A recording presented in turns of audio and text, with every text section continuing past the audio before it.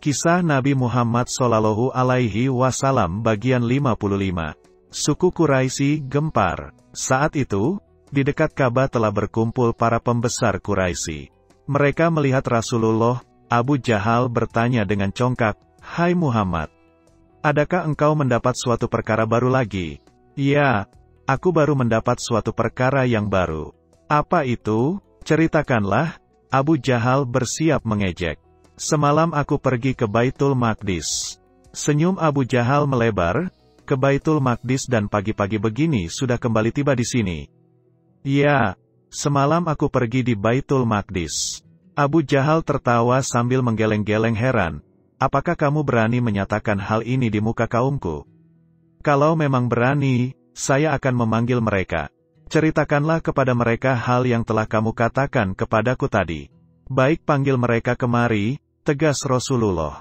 Seketika itu juga, Abu Jahal pergi memanggil semua pembesar Quraisy dan orang-orang biasa. Dalam waktu singkat, semua orang berduyun-duyun ke hadapan Rasulullah. "Hai Muhammad," seru Abu Jahal, "katakanlah kepada kaumku sekarang seperti yang kamu katakan tadi kepadaku." Rasulullah pun bersabda, "Semalam saya pergi ke Baitul Maqdis."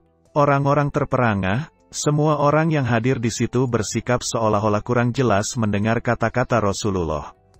"Pergi kemana, Muhammad?" "Semalam saya pergi ke Baitul Maqdis." Seketika itu, gemparlah suasana. Suara tawa dan cemooh menggemuruh.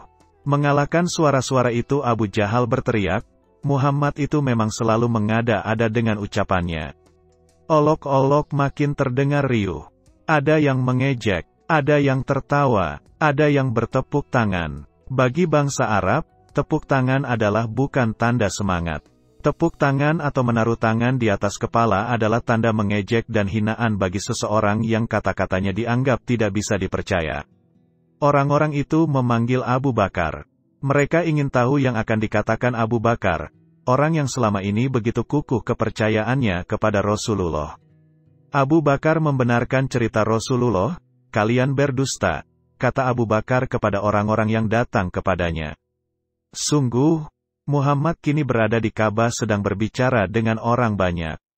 "Kalaupun itu yang dikatakannya," kata Abu Bakar, "tentu dia bicara yang sebenarnya. Dia mengatakan kepadaku bahwa ada berita dari Tuhan, dari langit ke bumi pada waktu malam atau siang aku percaya. Padahal tadi itu lebih mengherankan daripada berita sekarang ini." Abu Bakar kemudian mendatangi Rasulullah. Saat itu, orang-orang Quraisy sedang meminta Rasulullah menggambarkan bentuk Baitul Maqdis. Mereka tahu, Rasulullah belum pernah satu kali pun berkunjung ke tempat itu. Sementara itu, beberapa orang dari mereka telah terbiasa berdagang sampai ke Syam dan melewati Baitul Maqdis berkali-kali. Abu Bakar adalah salah seorang yang pernah berdagang ke sana. Mendengar Rasulullah begitu tepat menggambarkan keadaan Baitul Maqdis, Abu Bakar berkata di hadapan semua orang, "Rasulullah, saya percaya." Bahkan, orang-orang kafir sekalipun menggeleng-geleng kepala, heran bercampur kagum mendengar kata-kata Abu Bakar. Mereka menghormati kesetiaan dan tingginya rasa percaya Abu Bakar kepada Rasulullah.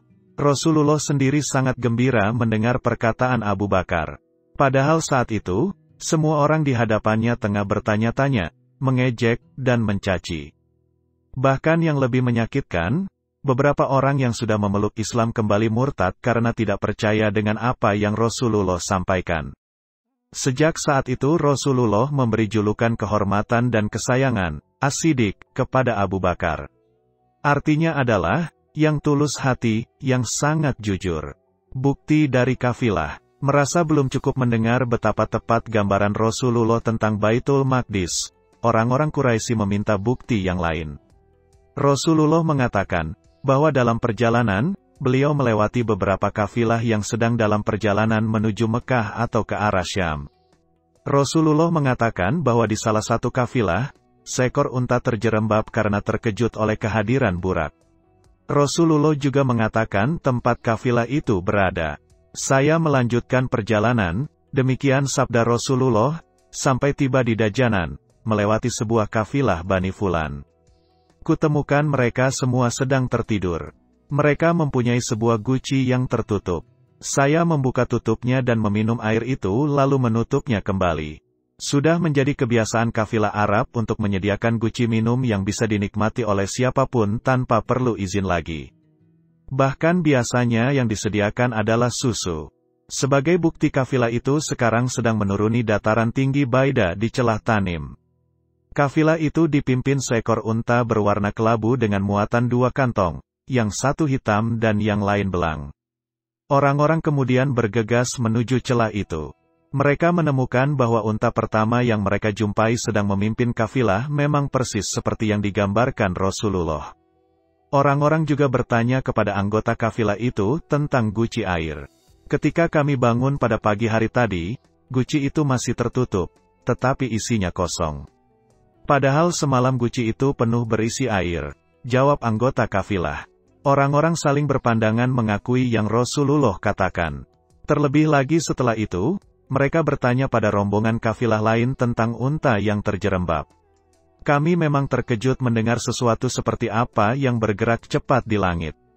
Sesuatu itu membuat seekor unta kami terkejut dan terjerembab. Demikian bukti-bukti kebenaran Isra, Miraj sudah begitu kuat.